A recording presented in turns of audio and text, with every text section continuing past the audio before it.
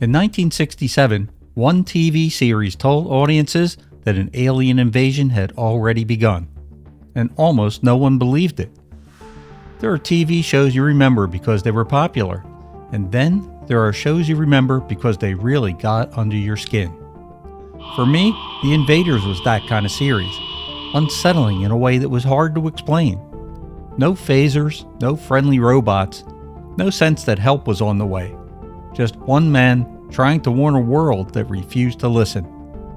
This is the story of the invaders and the alien invasion that seemed just a little too real. Fantasy, sci-fi, horror, Rerun Zone. The Invaders. Alien beings from a dying planet. With those words, I began a lifelong fascination with UFOs and the belief that maybe, just maybe, the aliens were already here.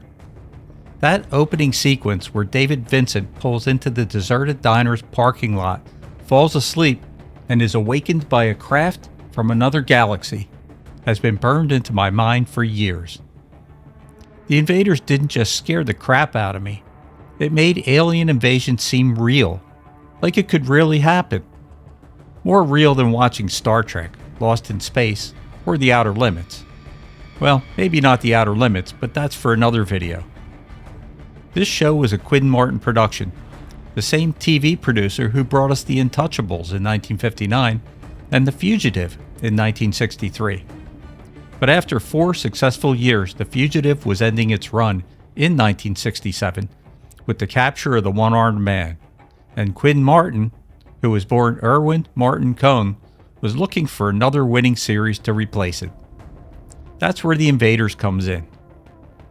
For the concept, Quinn Martin turned to writer Larry Cohen, who was already working on episodes of The Fugitive and had developed similar man on the run, man being pursued, man warning of danger concepts with other shows for ABC.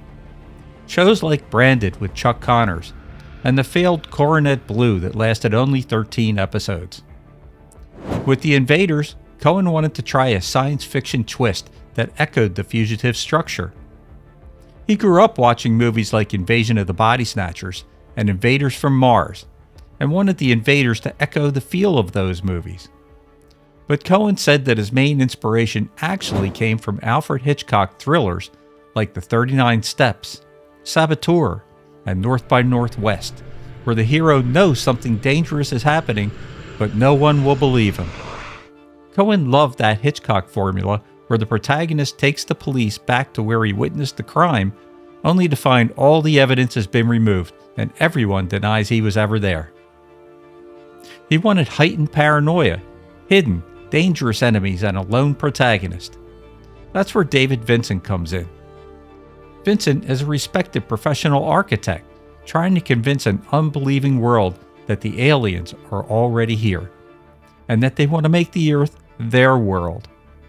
ABC was excited and got behind the idea, embracing Cohen's fresh concept and promoting the show even before The Fugitive ended its run. Needless to say, they had high hopes for the series. Well, the invaders are real, Paul. They are here amongst us, and they intend to wipe us out like bugs.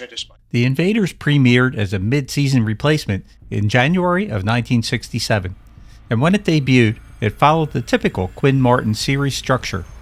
It started with the in-color bumper. Next, The Invaders, in color. And a cold open prologue, followed by a title card and a voiceover introducing the show's guest stars that night. Then it cut to a 4-act story with an epilogue. Some of the sound effects were taken from earlier sci-fi movies, like The War of the Worlds, and the theme music was written by Outer Limits veteran Dominic Frontier, who also contributed some of the early score material for the show. The premiere episode Beachhead was originally conceived as a longer teleplay, some say around 75 minutes, and was written by Anthony Wilson, who had recently written a well-received 2-part episode of the Fugitive series. In Beachhead, the audience is introduced to most of the things that became canon to the show. Things like the aliens making Vincent look like a lunatic in front of the authorities. Also, the stiff pinky finger that was a telltale sign of the aliens.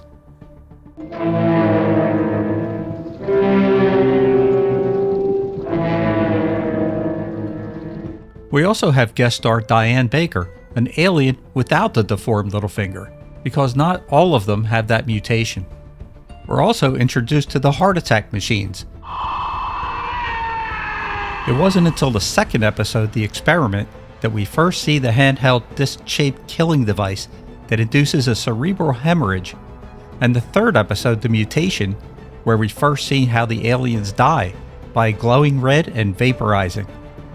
That effect made it almost impossible for Vincent to prove that they existed, since their bodies left no evidence behind. Creator Larry Cohen deliberately gave the aliens that extended pinky finger as a subtle, almost invisible flaw, something that could expose them, but only if you knew what to look for.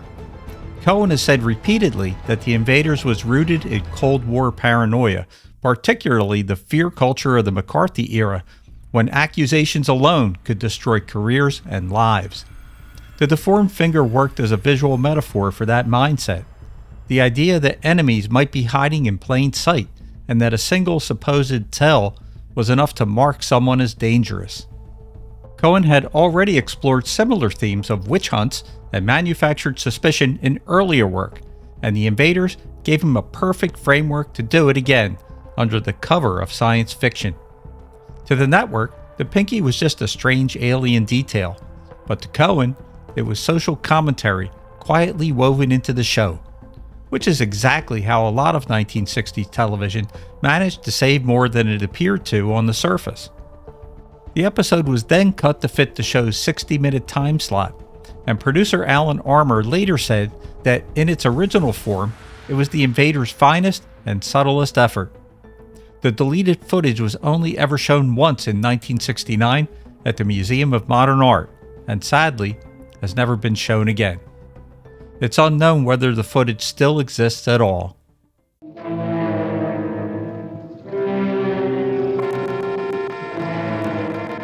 The first 2 episodes had decent ratings, but not top 10 numbers like the network was hoping for. As the first season progressed, things only got worse. Episodes started drifting into more of a routine procedural drama, and the audience began to drift away. Too much Vincent running from town to town, and not enough alien action. The show was losing its sci-fi base, and it wasn't drawing any new viewers either. And when the first season ended in May of '67, Quinn Martin knew they had to shake things up if the show was going to survive. So instead of continuing the lone man on the run premise, they gave Vincent a group of believers, a loosely organized anti-alien network who would help him convince the world that the aliens were here. ABC even considered replacing its star Roy Thinnes, as some of the executives reportedly felt that Thinnes was unlikable, but that was never proven. In a twist that would have been perfect for the show's plot, star Roy Thinnes wasn't just playing a UFO believer, he actually was one.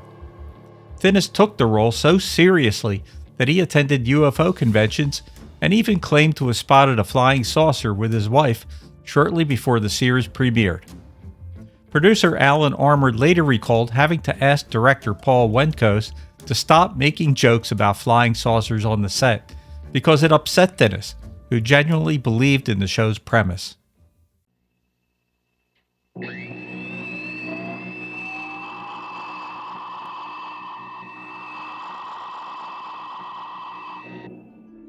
When the second season premiered, we're introduced to Edgar Scoville and the Believers, who would back up Vincent and offer a sort of organized resistance to the aliens. The move was towards a more conventional action-adventure structure, and began to get away from the man-on-the-run paranoia of the first season. While it made the show more like a traditional drama, it watered down the original premise that drew fans to the show in the first place.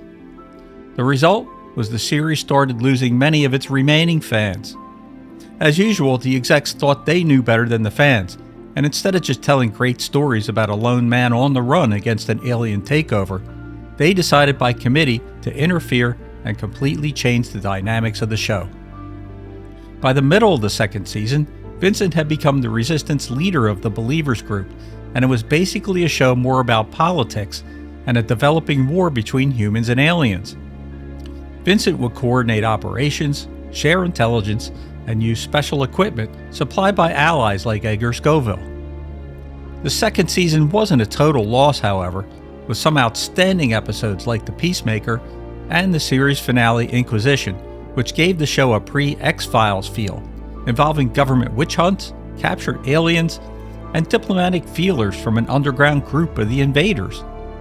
Sadly, Inquisition was the last episode of the series that had begun with such promise. When ratings continued to decline in the second season, despite all the changes, ABC finally decided to pull the plug without wrapping anything up after just 43 episodes. After a season and a half, the alien invasion was over. Any station to Bakersfield Control. Red alert, red alert.